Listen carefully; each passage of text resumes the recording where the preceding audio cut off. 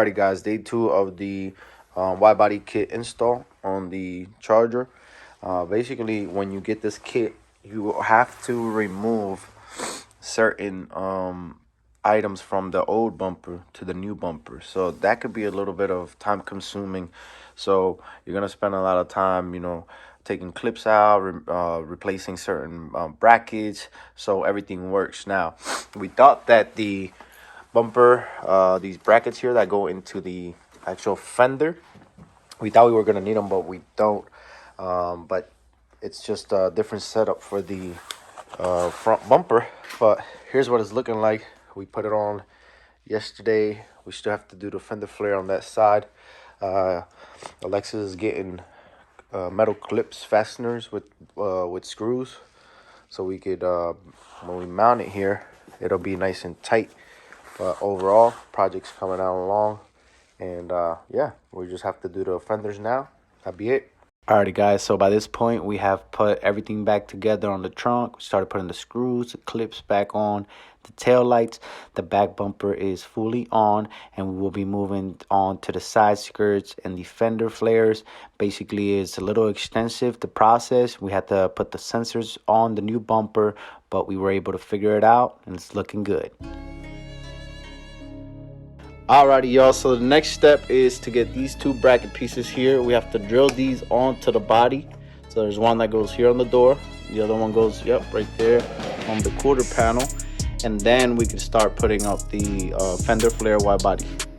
So we started by facing the fender flare to the body to make sure that we had it lined up correctly. So here you can see us making the marks where the bracket is gonna go, where we're gonna have to drill the bracket onto the quarter panel and carefully make sure that it's perfectly in place, because otherwise it would not line up correctly with the body kit.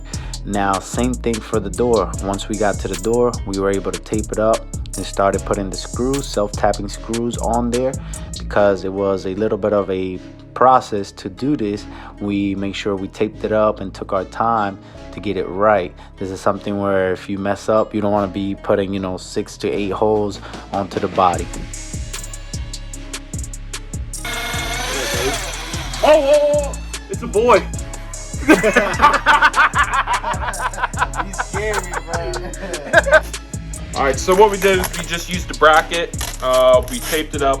We actually clipped on the fender flare to the bracket, lined it up where it's supposed to be, just like we did on this one. Then we took the flare off and taped just the bracket to it. It's a 2-person at least job. That way one person can hold the bracket, even though it's taped, and hold the door out so the person can actually, screw through it without having to multitask. So if you can do it with 2 people, that's ideal. But yeah, we just test fit it, and it's good. Looking good. All right guys, we got the back mounted on. We got the fender flares. Now we're taking off the side skirts to put the new ones on. You have to take these clips up off the top and then slide it back. Skirts are on.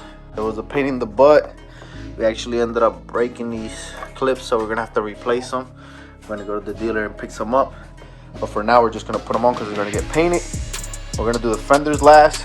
Now we're gonna remove the front bumper and replace the headlight, and get this thing looking right. Alrighty guys, so here you go. You have the final product: front, rear bumper, side skirts, and the fender flares all put together. Overall, I want to say it was like a 90% fit, not 100% perfect, but it was definitely worth the process of doing it. We learned a lot. If you're gonna have your car lowered and you're gonna want to put wheel spacers on it, I suggest you do not lower it to a certain extent like this one is, because it will rub on the plastic brackets that go on the fenders and go on the quarter panel. And definitely you're going to want to have someone to help you, especially when it comes to the sensors, to install them. The overall process was not extremely difficult, but it was definitely something that you should have mechanical skills and know your way around cars to be able to do it.